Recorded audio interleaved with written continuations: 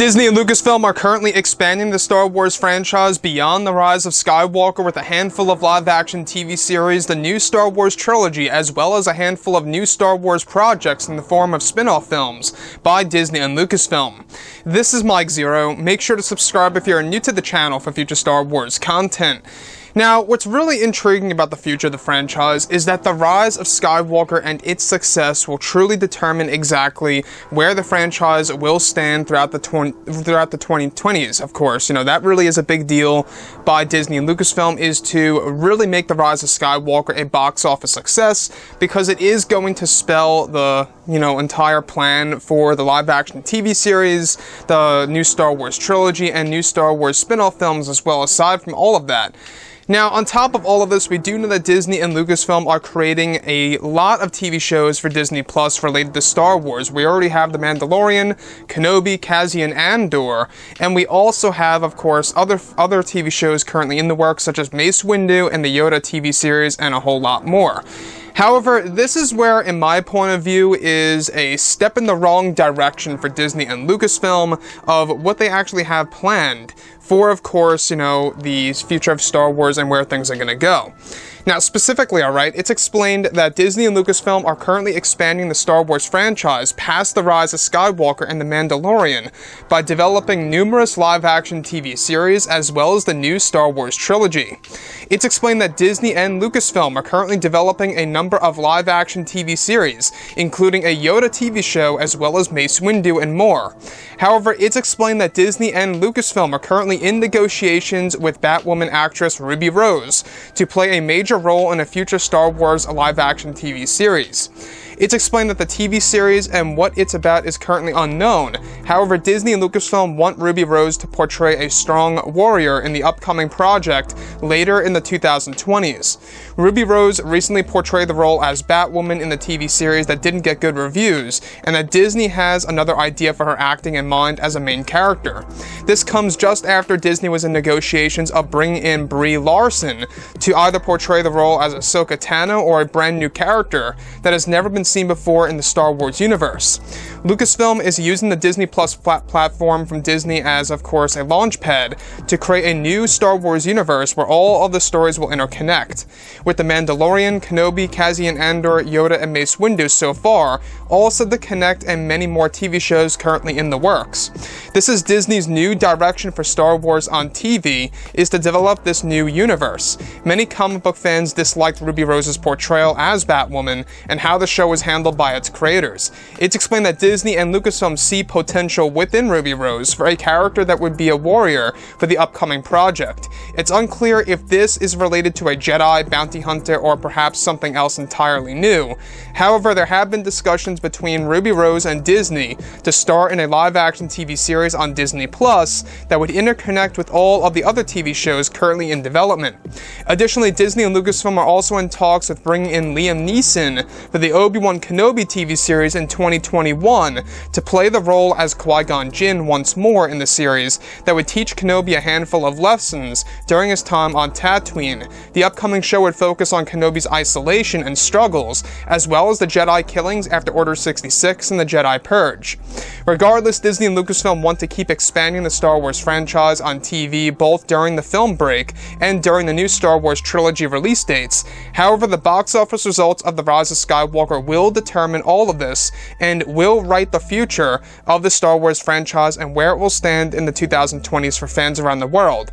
Disney and Lucasfilm are trying to steer Star Wars in a different direction, a direction that would evolve the franchise and explore new eras both in between the known trilogies and brand new eras that have yet to be seen on the big screen and on, actual screens at home. So let's go over a couple of parts about this. Now, the thing that I completely disagree with this, I just want to go on over this for a bit, is that I've watched a couple episodes of Batwoman just to check it out, to see exactly what it was all about. And with all due respect, if you guys like Batwoman, that is fine. But in my point of view, I think it's a terrible show. poorly handled. There's a lot of things thrown in there that really kind of just annoy me to the max, and I will say that Ruby Rose, in my opinion, this is just my opinion, is just not a good actress and is not a fit for Star Wars. That's just my point of view. I didn't like her in this and Batwoman at all whatsoever, not just because of her acting style, but because all of the choices that the creators made with the show. And I think you guys know exactly what I'm talking about if you have seen, some of the episodes of Batwoman Season 1. But I will say that this really does reflect on what they're trying to do with Brie Larson. In my point of view, Brie Larson is not a fit for the Star Wars franchise. She's more fit for Marvel, and even at that, a lot of fans were really not all up for her being Captain Marvel. Now, if you guys like Captain Marvel, that is perfectly fine and okay. Like I say, everybody's got their own opinions. We're all human beings here, and at the end of the day, that's just how it is. But in my point of view, Ruby Rose is a big no for Star Wars, and I don't know why Disney and Lucasfilm are even considering her coming on board for a future live-action Star Wars TV series on Disney+. I guess because she's got some kind of experience with Batwoman, which is also a TV series. Maybe that's why. But if you guys go ahead and check out Rotten Tomatoes, literally, the audience score is terrible. It's like standing at 12% on Rotten Tomatoes. So Disney and Lucasfilm must be looking at the critic score for Batwoman, which is surprisingly 70-something% as of right now, which by standards is an average score on Rotten Tomatoes. And honestly, to me, in my opinion, that's not a real score. I think that the audience score is what really counts and what really matters. Hence the scores for Rotten Tomatoes with The Last Jedi being, what now, 40-something%. So Batwoman's Ruby Rose coming to a live-action Star Wars movie, or should I say TV series, my bad, I think is a terrible decision. I think it's a step in the wrong direction completely by Disney and Lucasfilm, and I really do hope that these discussions eventually come to an end with Ruby Rose and that it does not advance any further. Again though guys, regardless, we are talking about the future here, most likely 3 years from now. It's a ways off because they're already developing The Mandalorian Season 2, the Kenobi TV series, and Cassian Andor. After that is basically going to be another handful of live-action series, like of course the Yoda one, the Mace Windu one that we talked about that is actually currently in the talks, as well as other ones currently in development. Again, Bob Iger even stated during the earnings call on November 7th that they actually have a handful of live-action TV series currently in the works, beyond the ones that we already know about. So that's their plan. They want to create this new Star Wars universe where all of the TV shows are going to interconnect with each other, and it all starts with Disney+.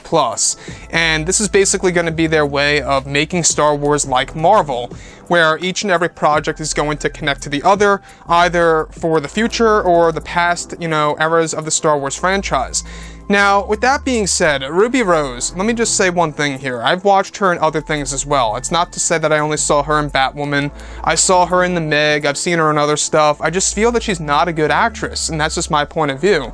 I feel that she's really not a fit for Star Wars. I mean, I guess we could maybe see her as a bounty hunter or something like that, maybe. But I just think that she's not fit for this massive franchise by Disney and Lucasfilm, and what they really should be focusing on is that not just getting an actress based on certain decisions that were made by the creators of Batwoman that just did not agree with fans at all in any way, shape, or form. I think you guys know exactly what I'm talking about. And the fact that it got such a terrible rating on Rotten Tomatoes, in my opinion, should have really been a clear written message to Disney and Lucasfilm to not even consider, grabbing Ruby Rose to bring her on board of Star Wars as a whole. So that's just my opinion, guys. I will say that I think that Brie Larson and Ruby Rose are just a recipe for disaster when it comes to Star Wars, and I feel that what they really should focus on is not just getting actresses for the sake of getting actresses based on what they have done with specific movies or TV shows, whether their acting is good or bad, but that they should get somebody that fits Star Wars overall. A character, actor, or actress that could really play a very, unique role, whether you're a Jedi or a bounty hunter or whatever have you, right? But I would like to hear if you guys disagree with me or agree with my opinion on Ruby Rose and Batwoman and how it just does not mix with the Star Wars universe and how I think it's just a horrible decision. I would love to hear what you guys have to say about that below in the comments. And if you guys did enjoy the content for today, do make sure to drop a thumbs up on this video to support the channel. I thank you all so very much for the kind support, and I'll catch you guys next time.